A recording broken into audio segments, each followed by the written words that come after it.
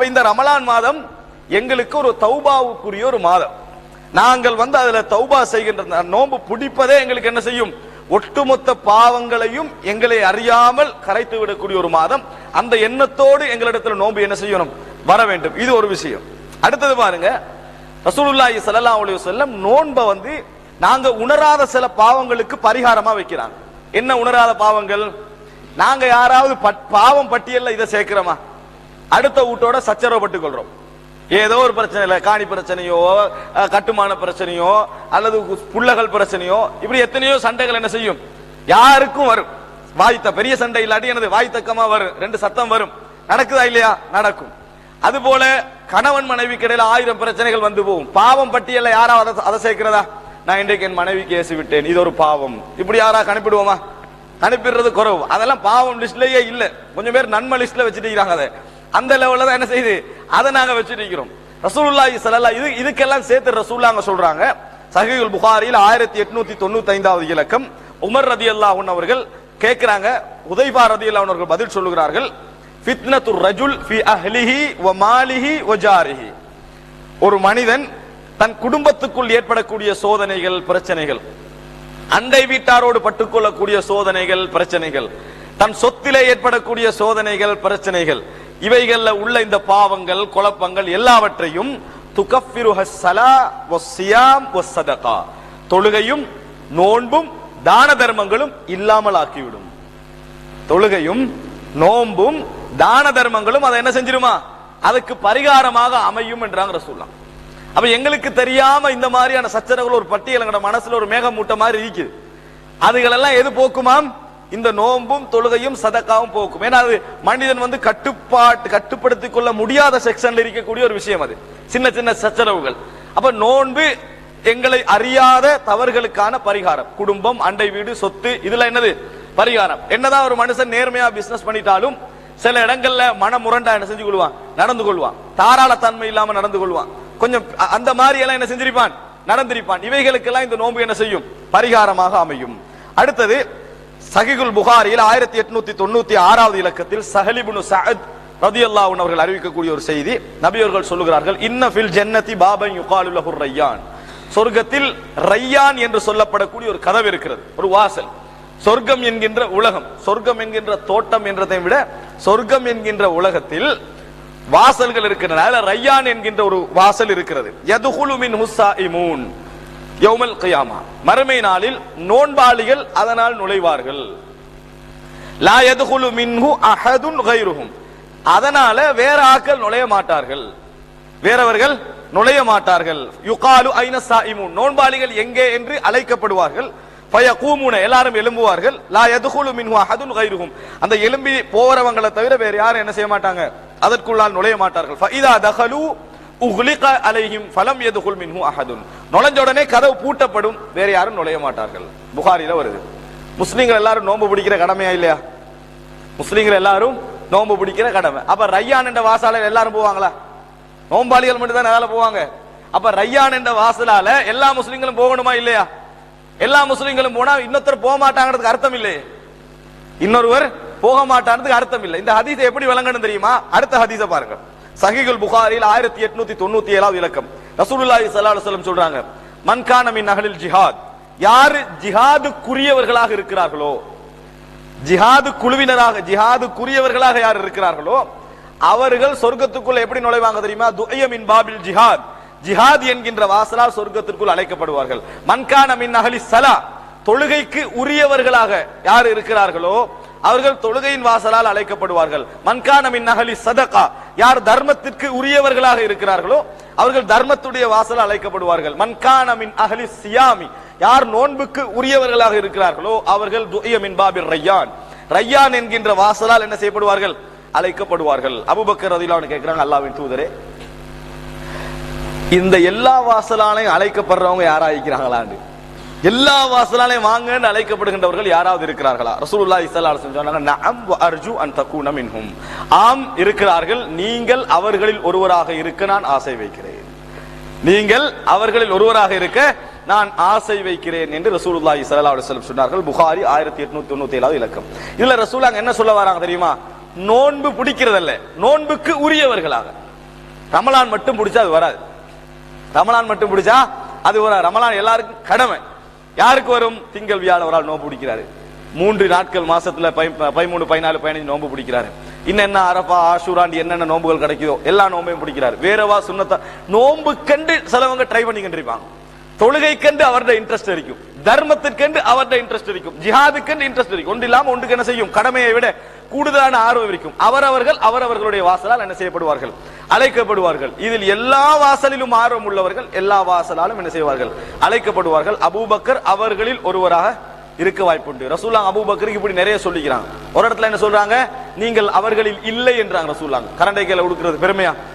நீங்க அவர்களில் இல்லை, இதில் நீங்க அவர்களில் ஒருவராக இருக்க நான் ஆசை வைக்கிறேன் அப்படி என்றாங்க. இதுல ஒரு செய்தி. அப்ப இதை நாங்க புரிஞ்சுக்கொள்ளணும். நோன்பில் எங்களுக்கு கூடுதலான ஆர்வம் எங்களை சொர்க்கத்துக்கு கொண்டு போய் என்ன செய்யும்? சேர்க்கும். ரையான் என்ற வாசலால் எங்களை கொண்டு போய் சேர்க்கும். அடுத்தது இந்த நோன்புக்குரிய சிறப்பை பாருங்க. சஹீஹுல் புகாரி 1899. ரமலான்ல ஏனைய காலத்துல நீங்க சைத்தானோட போராடுவதை விட ரமலான்ல சைத்தானோடு போராடுவது கொஞ்சம் லேசி. அல்லாஹ் தஆலா ஒரு ஹெல்ப் பண்றான். என்ன லேசி? ரசூலுல்லாஹ் சொல்றாங்க, அபூ ஹுரைரா ரலியல்லாஹு அன்ஹு அறிவிக்கிறார்கள், இதா தகல ஷஹ்ரு ரமலான், ரமலான் மாதம் நுழைந்து விட்டால் ஃபுத்திஹத் அபுவாபுஸ் ஸமா, சொர்க்க வானத்துடைய கதவுகள் அனைத்தும் மிகவும் அதாவது அகலமாக திறக்கப்படும். ஃபுத்திஹத்னா திறக்கப்படும். ஃபுத்திஹத்னா கடுமையாக திறந்து விடப்பட்டிருக்கும். வகுல்லிகத் அபுவாபு ஜஹன்னம், நரகத்தின் வாசல்கள் இறுக்கி மூடப்பட்டு விடும். கலங்கிட்டா வசுல்சிலதி ஷயாத்தீன் வசுஃபிததி ஷயாத்தீன் ரெண்டு மாதிரி வருது.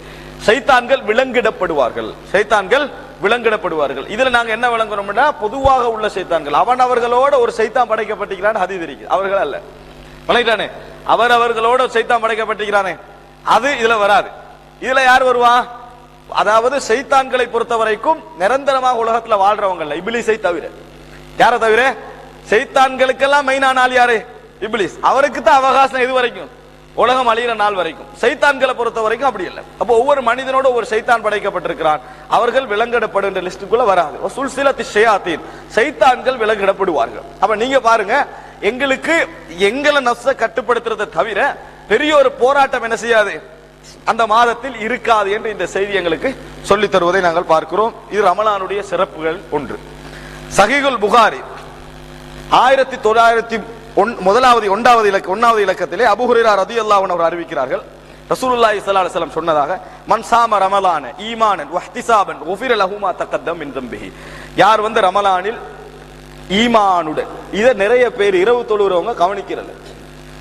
வணங்கிட்டா ஈமானோடு கூலியை எதிர்பார்த்து யார் ரமலானில் நின்று வணங்குகிறாரோ, நிறைய பேர் பள்ளியில தராவி நடக்கு, ஜமாத் நடக்கு, நம்ம தொழணும் என்றதுக்காக என்ன செய்யறாங்க, பேரு ஜமாத்ல நிக்கிறதே ஒழிய எப்படா முடியும் என்னது, நேத்து ஒருவர் தான் தொழுவிச்சாரு, இன்றைக்கு பாருங்க 1.5 மணி நேரம் நீட்டிட்டாரு, எங்களுக்கு வேலைக்கு தானே அப்படின்னு என்னது, அந்த அரை மணி நேரத்தை மிச்சம் டென்ஷனா பேசுறவங்க தான் கூட.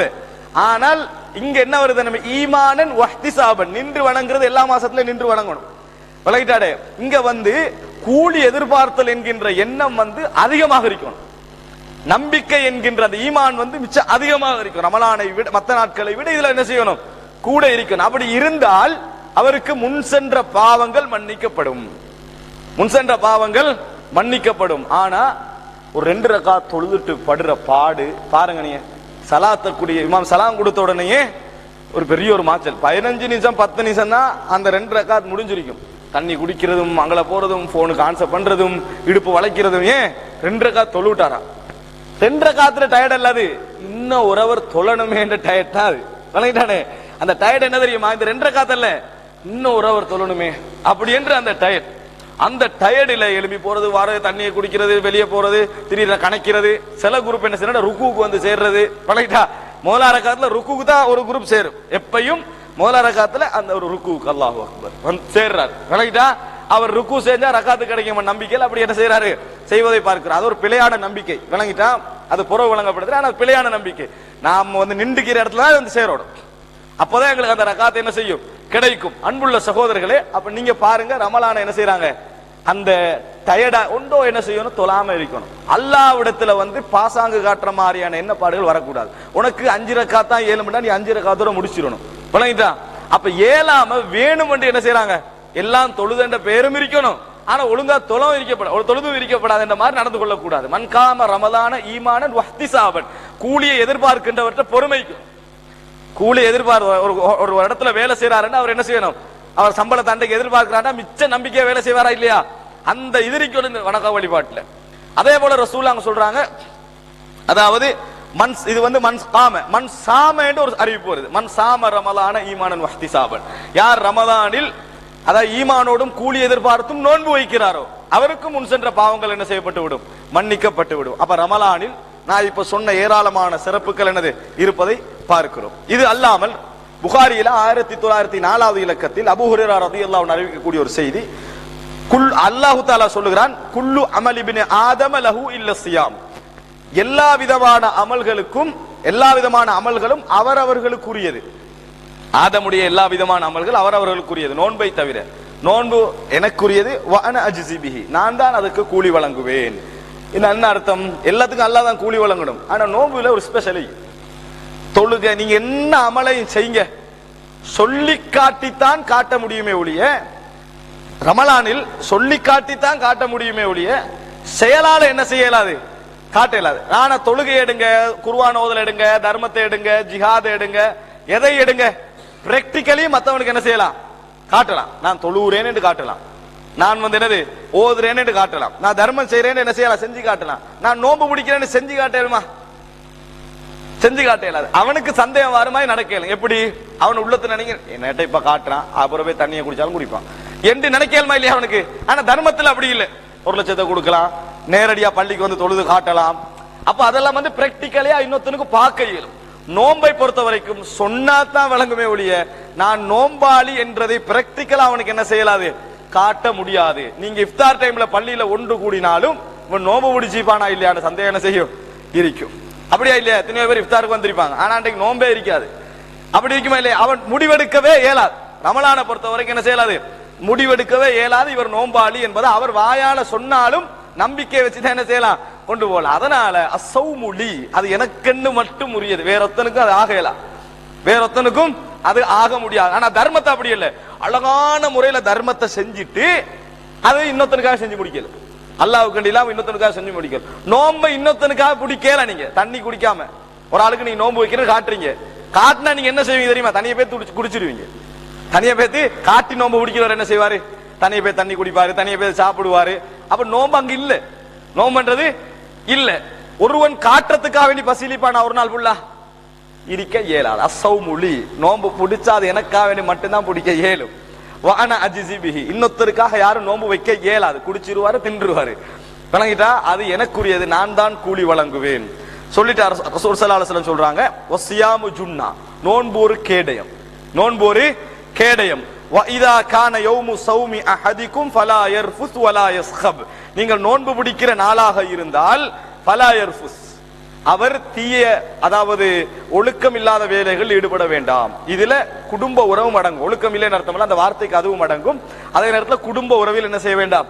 ஈடுபட வேண்டாம். வலா யஸ்ஹப், சத்தமிட வேண்டாம். இது ரமலான் நோம்புக்கு மட்டுமல்ல, திங்கக்கிழமை நோம்பு வச்சு போட்டு சத்தம் போடுற வாட்டியெல்லாம் இது ரமலானுக்கு மட்டுமே நினைக்கிறாங்க. அப்படி இல்ல, எல்லா நோம்புக்கும் உரியது இது. வலா யஸ்ஹப், அவர் சத்தமிட வேண்டாம். ஃபஇன் சாபஹு அஹதுன் அவ் ஷாத்தமஹு அஹதுன், யாராவது ஒருவர் அவரை ஏசினால் அல்லது கடினமாக நடந்து கொண்டால், ஃபல்யகுல் இன்னிம்ரஉன் ஸாயிமுன், அவர் சொல்லட்டும் நான் நோன்பாளி, நான் நோன்பாளி என்று அவர் என்ன செய்யட்டும்?